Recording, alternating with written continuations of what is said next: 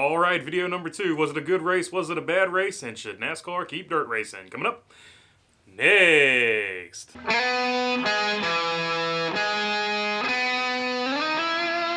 What's going on, everybody? If I haven't earned your subscription, hopefully today is the day that I will earn that subscription. All right, let's take a look real quick at if this was a good race or a bad race. First, we'll look at it from the perspective of, was this a good race? If you are in the good race camp, you're going to be like, yes, this was a good race.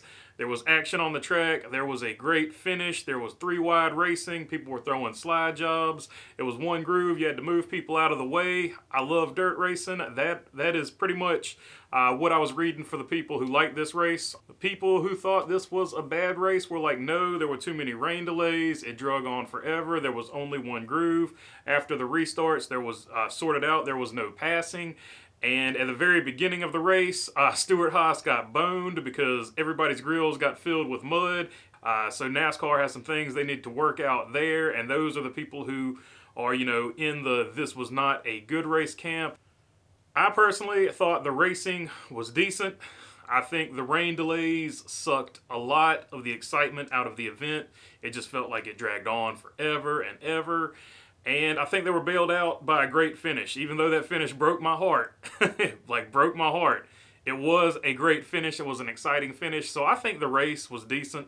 I think there are definitely some things that need to be worked on, but I think the racing itself was decent. But for the hype, for what it was, it didn't necessarily live up to the hype.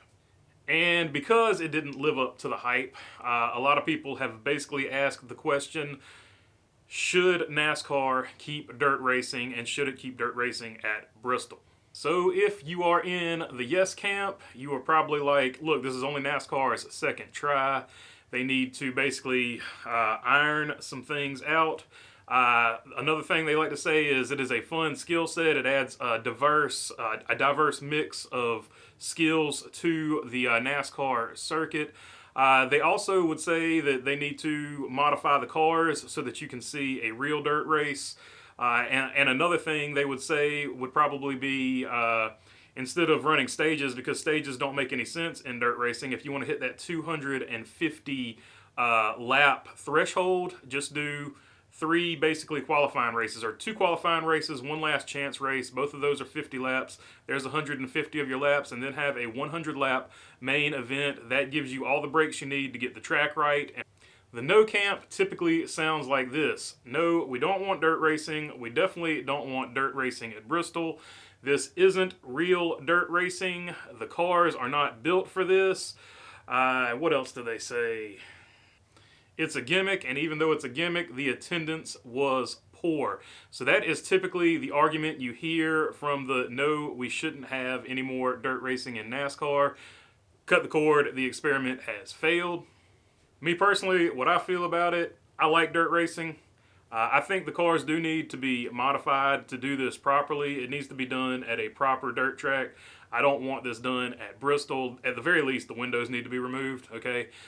Secondly, you can't have this race on Easter Sunday in the Bible Belt. People have already made their plans for Sunday. If you want to have this on Easter weekend, run it on Saturday. Me and my friends have talked about this a lot. You do not run a race on Easter Sunday. You run it on Saturday, and it would have totally made sense. I don't know what bonehead in NASCAR made this call. It had to be somebody who was non-religious, because they couldn't have possibly, a religious person, knowing how the Bible Belt is in the South, would never have said, let's run this on Easter Sunday. Because normally the trucks run on Friday and you have a Saturday race, right? So, I mean, they should have just done it that way. It would have been fine. I do actually agree with the other statement that, 2 qualifying races, 1 last chance, and then a 100-lap main event. Because I agree with Kyle Busch. You can't have a 250-lap main feature, because nobody in dirt does that. Because A, the track doesn't stay together long enough for that, and you would have to have breaks in between it anyway, so you might as well run those heat races. So I am for dirt, personally, but I don't think Bristol is the venue to do it. They need to do it at a proper dirt track. And yes, those dirt tracks would have to be modified. I get it. Or they would have to build a proper dirt facility. So that's my thoughts on it. If they want to keep doing the dirt experiment, they need to do it properly. The other big story from the race I wanted to touch on is something I already mentioned earlier, And that was NASCAR did not throw the yellow flag until after the Stewart-Haas cars had pitted because they got mud on their grills and their cars were overheating. And also, Denny Hamlin, Austin Dillon, and Ross Chastain blew their engines.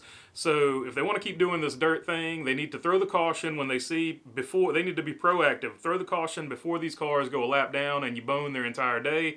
And also, they need to properly modify the cars so that we're not blowing engines and overheating with whatever this weird induction for this new car is doing. That Kyle Busch, of course, good day, backs into a win. Tyler Reddick second, Joey Logano third. Good day for Joey Logano. Kyle Larson fourth. Got to be a disappointment for him because he was so close up there.